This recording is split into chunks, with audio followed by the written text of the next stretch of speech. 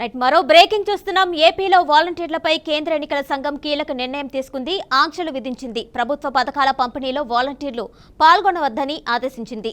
ఈ మేరకు రాష్ట్ర ఎన్నికల సంఘానికి, కేంద్ర ఎన్నికల సంఘానికి లేఖ రాసింది. పథకాల అమలు కోసం ప్రత్యామ్నాయ ఏర్పాట్లు చూసుకోవాలని సూచించింది.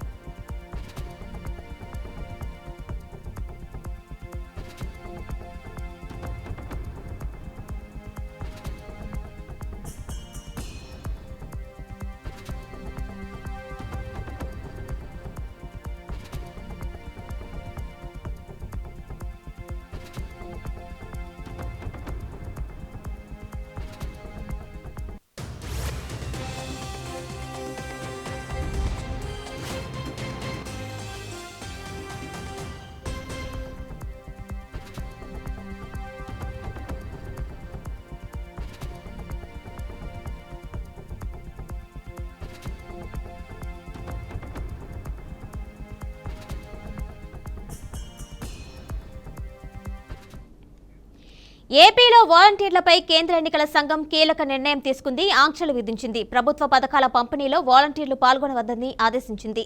ఈ మేరకు రాష్ట్ర ఎన్నికల సంఘానికి, కేంద్ర ఎన్నికల సంఘం లేఖ రాసింది. పథకాల అమలు కోసం ప్రత్యామ్నాయ ఏర్పాట్లు చూసుకోవాలని సూచించింది.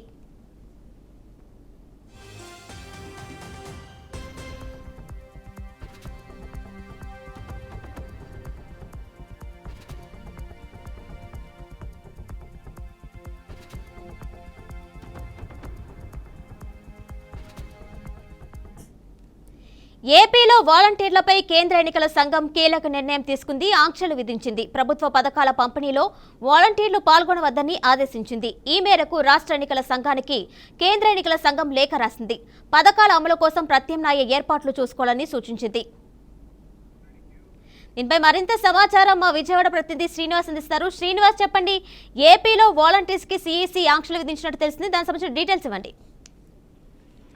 ఆంధ్రప్రదేశ్ లో నిర్వహిస్తున్న ఏదైతే సంక్షేమ పథకాలు ఉన్నాయో అవి పెద్ద ఎత్తున అమలు చేయడానికి, అంటే ప్రధానంగా ఇందులో మనం చూసినట్లయితే వృద్ధులకి, వితంతులకి, అదే విధంగా వికలాంగులకి ఇచ్చేటువంటి పెన్షన్లు ఏవైతే ఉన్నాయో ఆ పెన్షన్ల కార్యక్రమం అంతా కూడా పూర్తి స్థాయిలో వాలంటీర్స్ ద్వారా పంపిణీ చేసే అందుకు ఆంధ్రప్రదేశ్ ప్రస్తుత ప్రభుత్వం వైఎస్ఆర్సీపీ అధికారంలోకి వచ్చిన తర్వాత తీసుకొచ్చినటువంటి ఒక కార్యక్రమం. అయితే దానికి సంబంధించి ఇప్పటి వరకు కూడా ఈ ఏదైతే సంక్షేమ పథకాలలో ప్రధాన అంశమైనటువంటి వృద్ధులకు, వికలాంగులకు ఇచ్చినటువంటి ఏదైతే పెన్షన్ ఉందో దాన్ని పూర్తిగా వాలంటీర్ల ద్వారానే అందజేస్తున్నటువంటి పరిస్థితులు. అయితే MCC model code of conduct ఏదైతే అమల్లోకి వచ్చిన తర్వాత ఇప్పటికే వాలంటీర్స్ ద్వారా వాలంటీర్స్ పెద్ద ఎత్తున ఎదుర్కొంటున్నటువంటి ఆరోపణలు కావచ్చు, వాలంటీర్స్ ని ఒక ప్రైవేట్ సైన్యంగా ఏర్పాటు చేసి దాని ద్వారా పెద్ద ఎత్తున ఓట్ల లబ్ధి పొందేందుకు ప్రలోభాలకు గురి చేసేందుకు ప్రస్తుతం వైఎస్ఆర్ పార్టీ ప్రలోభాలకు గురి చేసేందుకు వైఎస్ఆర్సీపీ పార్టీ పాల్పడుతుంది. కాబట్టి